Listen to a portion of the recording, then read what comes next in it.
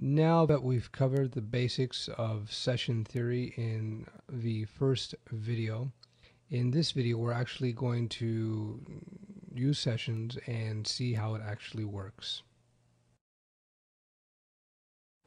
So what I've done is I've created two basic pages, basic PHP pages, and I filled in a little bit of code, session 1, page 1, page 2. So let's look at the first thing we need to do. To enable sessions in PHP, you have to call a session function, and that session function is called session start. This basically tells the PHP engine that we want to use session on this page. To be clear, sessions are essentially it's an auto global array. And if you go back to our videos on associative arrays, that is essentially what a session is. It's an associative array, and it has some extra capabilities as well.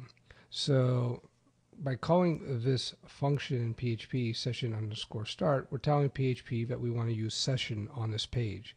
You need to call session.start at the top of your page for it to work properly. Let me demonstrate.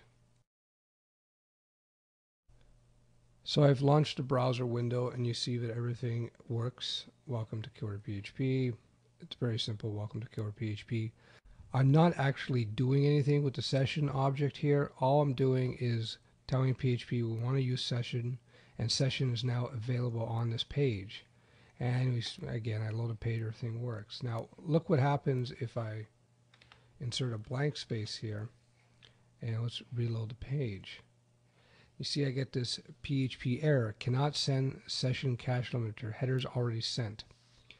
So what that tells us is that when you're calling session, it has to be the very first thing on your page. Even a blank space like this is enough to cause a session to malfunction on your page. I don't want to get into all the nerdy details why this is the case. What it comes down to is that session information has to be sent in the header as opposed to the body. It's the way in which web pages are sent down to the browser from the web server. First they send the header, and number two they send the body. This would be the body, of course, all this stuff.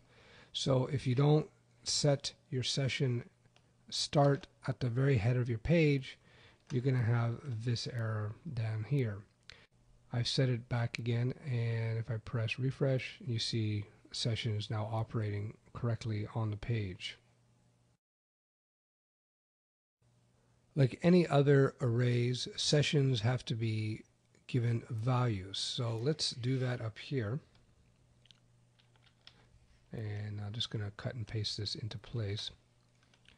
And what I've done is I basically called the session auto global. We know it's an auto global because we have the $_ and session. We've seen these type of auto globals or super globals when we were processing forms. It's the same type of thing. Session auto globals are accessible on any page in your PHP site as long as you have session start called at the top of your page. So I've set up a session auto global variable. I called it time, and I've assigned it the value of date. Now this is a date function, and this date, this is the argument. We talked about functions in a previous video. It tells basically the date function how to format the date information. So I've inserted this date information into session. So let's see what happens when we load our page. And nothing should change for us visually because we haven't actually told PHP to do anything visually. So now that this value, the date, is in our session time, we should be able to access this value in any session enabled page. So let's go to session.php, and you see I've already enabled the session here, and I'm just going to now access that session value. The shortcut way to do this is just to call the session function, just to echo out the session value. Again, it's a super global array. It's an auto global array.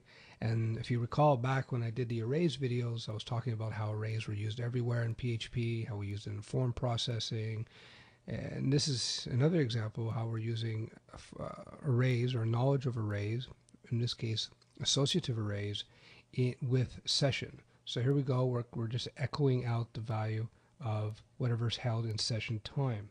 So let's just save that, and let's actually test this out. So you see in our first page where we actually set the session value, right? We've assigned time a value, and then down here, well, we've done nothing else. We just have a link linking to our second page. So let's actually try this out in the browser. Here we go again. Let me just refresh. So when I first hit this page, the first page, it sets the session value, which is the time value. So now I'm going to go to that second page, and we see, sure enough, the value is held here, which is the current time, or the time at which we actually set the value. Now, let me refresh this. You notice the time is not changing. The reason the time is not changing is because we set the value for session time, right? We're calling it here in the first page. So at the moment that the script is processed, it gets the time, it puts it in session, and it holds this value.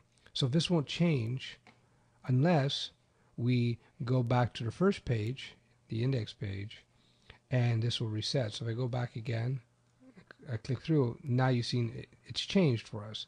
Again, that's because session value is getting set only on this page, and on the second page it's being read. Does that make sense? Okay, let's add another value to our session auto global. So I'm just going to cut and paste this in to make our life easier. So I created another session variable, and I called it browser. And now I'm using the server auto global. Again, we know it's an auto global because we got the dollar and the underscore and all cap server. And we're asking the server auto global to give us the HTTP server user agent. Basically, that's the browser the particular user is using. So let's save. I saved that already. So let's make sure everything's cool. I'll reload.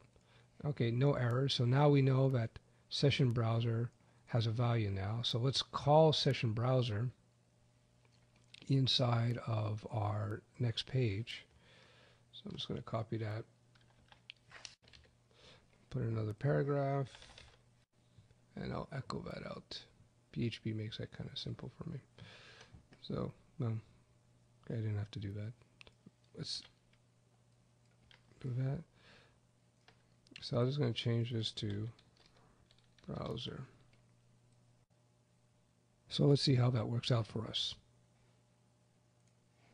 So I reload the page.